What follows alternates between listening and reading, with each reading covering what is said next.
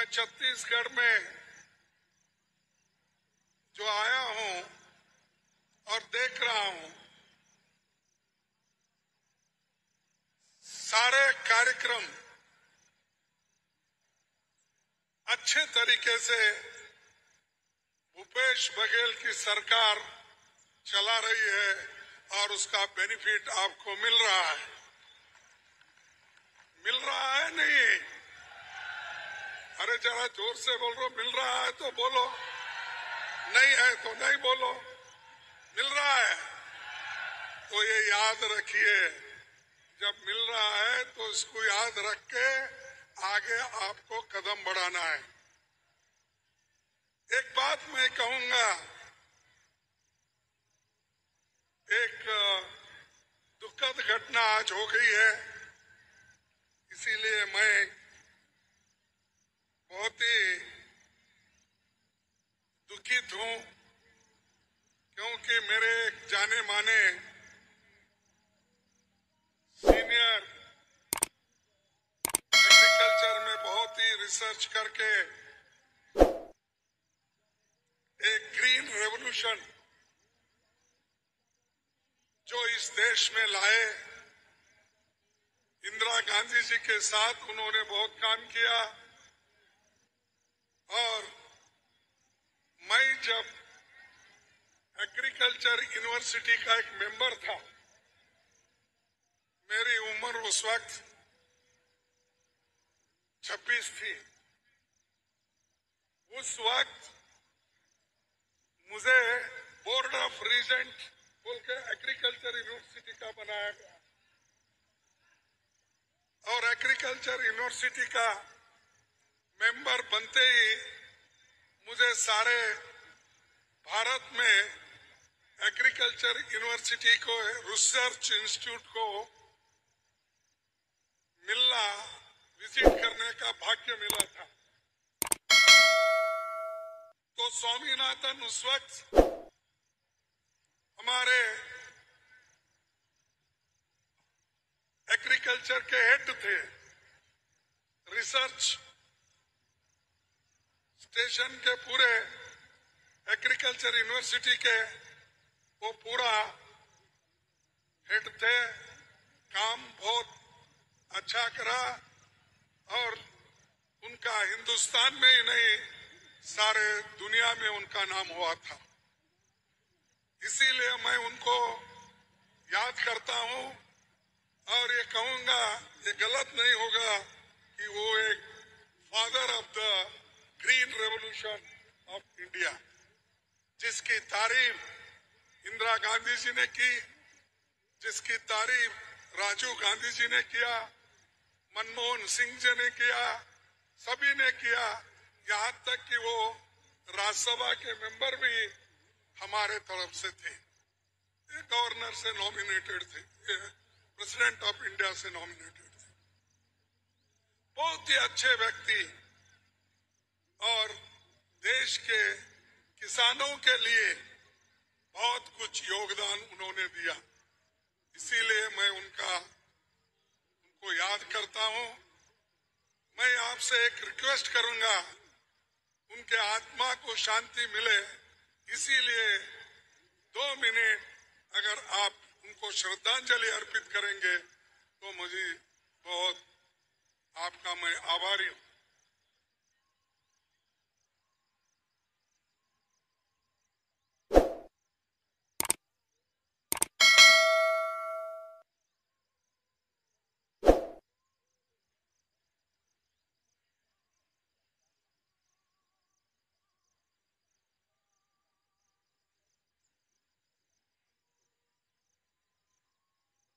Thank you, आप सबको धन्यवाद। और उनकी उम्र थी 98, तो एक बहुत ही काबिल आदमी को हमने खोया है। आज छत्तीसगढ़ में ये जो बलौदा बाजार, यहाँ पर कम से कम आज के दिन 2300 करोड़ की स्कीमें लागू हो गई और इससे पहले भी जो भूमि पूजन हमने की थी उसका भी 237 करोड़ यहाँ पर सबको दिया गया, यानी ये कार्यक्रम दिए गए और ऐसा कार्यक्रम शायद किसी राज्य में भी नहीं होगा और ऐसा कार्यक्रम मैं कहूंगा 15 साल में रमन सिंह तो देखा नहीं होगा। उन्होंने 15 साल थे, हमको मिले सिर्फ 5 साल। जो 5 साल में इतना सब कुछ हम करते हैं किसानों के लिए, किसान मजदूरों के लिए, स्त्रियों के लिए, बच्चों के लिए, सबके लिए हम जब कर रहे हैं ये देखकर भी शायद बीजेपी वाले हैरान होंगे। और मैं सुना आज रायपुर में नड्डा साहब भी आए हैं और अमित शाह साहब भी आए हो, वो सोच रहे होंगे कि इस जो बलौदा बाजार में क्या चल रहा है, ये सब हिसाब रखते हैं। हमारे लोग कहाँ कहाँ जाते हैं, उनके पीछे उनके सीआईडी तो रहते ही है। साहब ये लोग बोले, इतने लोग आए थे, इतने लोग उनको मिला, ये सब चीजें उनको बताते हैं। तो इसलिए उनको भी मालूम होगा कि आप इतने लोग जोश के साथ कांग्रेस पार्टी के पीछे हो, साथ हो और बघेल साहब के साथ आप सभी लोग काम कर रहे हैं और कांग्रेस के पूरे मिनिस्टर एक होकर कर रहे हैं। और जब एक होकर जब काम करते हैं तो तुमको कोई हटा नहीं सकता। जब एक लकड़ी रहती है कोई भी तोड़ सकता है, लेकिन 10 लकड़ियां मिला के अगर उसको तोड़ने के लिए कहो कभी टूटता नहीं। ऐसा आज सब मिलके आपने जो काम किया, ये बहुत बड़ा काम आप लोगों ने किया और वो भी हमारे मजदूरों के लिए। जब हमारी सरकार थी हमने अनेक स्कीम सेंट्रल गवर्नमेंट में लाए थे और जितने भी स्कीम्स है, प्रोविडेंट फंड का हो, ESIC का हो और जो मजदूरों को मिलने का हक था उसको पूरी देने की हमने कोशिश की। लेकिन ये सरकार आने के बाद मजदूरों के जो कानून थे उनको कमजोर किया, किसानों के कानून को कमजोर किया, सभी को कमजोर करते चले गए। सिर्फ अमीरों के लिए जो कानून बनना उसको बनाते गए, उनको जो फायदा देना वो देते गए, लेकिन गरीबों के बारे में कभी नहीं सोचा। अगर कोई सोचा है वो कांग्रेस पार्टी के लोग सोचे हैं और कांग्रेस के नेता लोग सोचे। और मैं आपसे एक बात कहूंगा कि गरीब को जो भी मदद करता है उसको हमेशा याद रखा जाता है। एक बात कहता हूं मैं, एक शेर कहता हूं, इतिहास में सम्मान वही पाते हैं, इतिहास में सम्मान वही पाते हैं जो गरीबों के लिए लड़ते हैं, जो गरीबों के लिए लड़ते हैं। और इतिहास उन्हें माफ नहीं करता जो गरीबों से लड़ते हैं। जो गरीबों के लिए लड़ते हैं वो तो इतिहास बनाते हैं, लेकिन जो गरीबों को खत्म करने की बात करते हैं वो खुद ही खत्म होते हैं। तो इसीलिए बीजेपी के लोग आज गरीबों को खत्म कर रहे हैं और अमीर लोगों को बढ़ावा दे रहे हैं। और सिर्फ मैं ये कहूंगा 5% लोगों के पास इस देश की 62% संपत्ति है। 5% लोगों के पास 62% संपत्ति है और 50% लोगों के पास सिर्फ 3% संपत्ति है। तो आप देख लीजिए ये गरीब और अमीर की खाई कितनी बढ़ती जा रही है इनके जमाने में, और ऊपर से कहते हैं कि हम गरीबों के लिए सब कुछ कर रहे हैं। परसों ऐसा ही हुआ कि जो महिलाओं के लिए कानून जो पास हुआ वो रिजर्वेशन का 33% का, ये कोई नया नहीं है।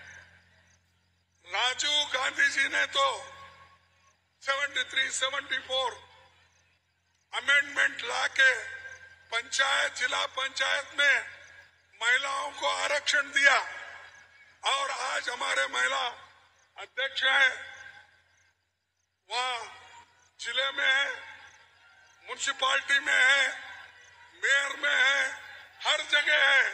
अरे ये काम ने तो राजीव गांधी पहले ही कर चुके हैं। और आप जब राजीव गांधी महिलाओं के लिए 33% रिजर्वेशन लाया, उस वक्त यही बीजेपी के लोग उसको विरोध किए और हमको हार खाना पड़ा। हम एक सदन में हमको बहुमत मिला, लेकिन दूसरे सदन में यही बीजेपी के लोग उसको खिलाफ करके हमारे उस महिला बिल को, रिजर्वेशन बिल को खत्म किया। आज छाती ठोक के कहते हैं कि हमने किया, और कब करने वाले हैं? वो खुद ही कहते हैं कि 2024 को नहीं होने वाला है, 2029, 2029, फिर उसके बाद जब सेंसस होगा, डिलिमिटेशन होगा, उस वक्त ये सब लागू होगा, यानी 2034 में लागू होगा। इसका मतलब यही है कि अगर इनको देने में, महिलाओं को सपोर्ट करने में, महिलाओं को रिजर्वेशन देने का अगर इनके पास इच्छा शक्ति है तो आज ही वो लोग कर सकते हैं। हमने उसी लिए पार्लियामेंट में अपने मुद्दा रखा, राहुल जी रखे, सोनिया जी रखे। पहली बार हम सभी ने कहा कि इसको 2034 तक ले जाने की जरूरत नहीं, ये अभी कर सकते। जो हमारे पास जितने एमपीज है, वो एमपीज के आधार पर कितने नंबर है उसमें 1/3 करो और इलेक्शन चुनाव 2024 में लड़ाओ। क्यों नहीं हो सकता? लेकिन वो उनको सिर्फ लोगों को बताना है, काम करना नहीं है। लोगों को सिर्फ भ्रमित रख के अरे मोदी जी कुछ कर रहे हैं हमारे लिए, ये बोलते बोलते 2024 का इलेक्शन निकल जाना। तो ये उनकी मंशा है। लेकिन हम जो भी कुछ काम करते हैं दिल से करते हैं। राजीव गांधी जी ने भी किया, सोनिया गांधी जी ने भी किया। सब कुछ हमने अपने लोगों को मदद करने के लिए करते हैं, किसी को खुश करने के लिए नहीं। तो इसीलिए भाइयों और बहनों, मैं आपसे यही कहूंगा कि मोदी जी महिलाओं को आरक्षण आज नहीं दे रहे हैं, 2024 को भी नहीं दे रहे हैं, 2029 को भी नहीं दे रहे हैं। बोले हैं 2034 को ये आएगा, तब तक वो ना रहेंगे ना हम रहेंगे। हाँ, उन्हों भी नहीं रहेंगे। अरे पहले तो 2024 का हिसाब डालो, फिर बाद में देखेंगे। ये लगाते और वोट लेने के लिए सब कुछ करते हैं। कितना झूठ बोलना है सब बोल देते हैं। जैसा कि पहले ही बोले जुमला कि 2 करोड़ रुपए सबको 2 करोड़ नौकरियां इस देश में मैं हर युवक को देता हूं। उन्होंने कहा अरे 2 करोड़ नौकरियां हर साल देने वाले, अब तक 10 करोड़ नौकरियां मिलना था। 15 लाख रुपए देने वाले हर एक को अब तक मिलना था। किसानों की दुगनी आमदनी करने वाले अब तक वो मिलना था। जब उनको पूछा जाता है वो कहते हैं शायद ये सब जुमले हैं बोलते। तो जब वो जुमला हो सकता है तो महिला आरक्षण भी एक जुमला ही है। ये भी एक जुमला है, क्योंकि उनके दिमाग में क्या है, लोग हम जो भी कहते हैं उसको लोग भूल जाते हैं बाद में।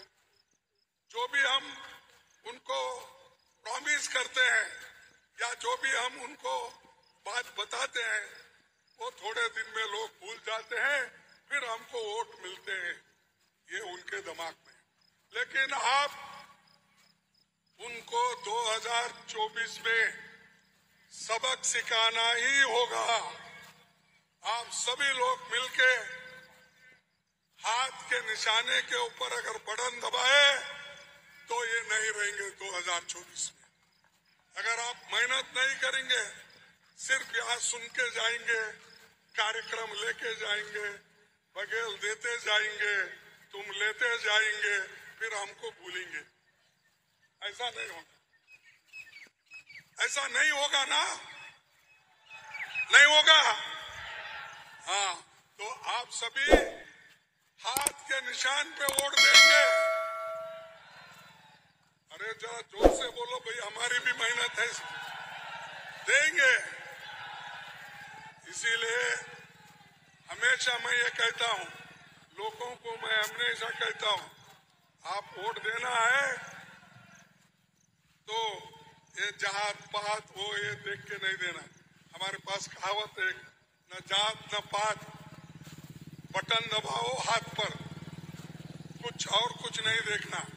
और जब बटन आप हाथ पे दबाएंगे तभी फिर से कांग्रेस की सरकार आएगी और मंच में जो लोग बैठे हैं फिर से वो आपके मंत्री बनेंगे।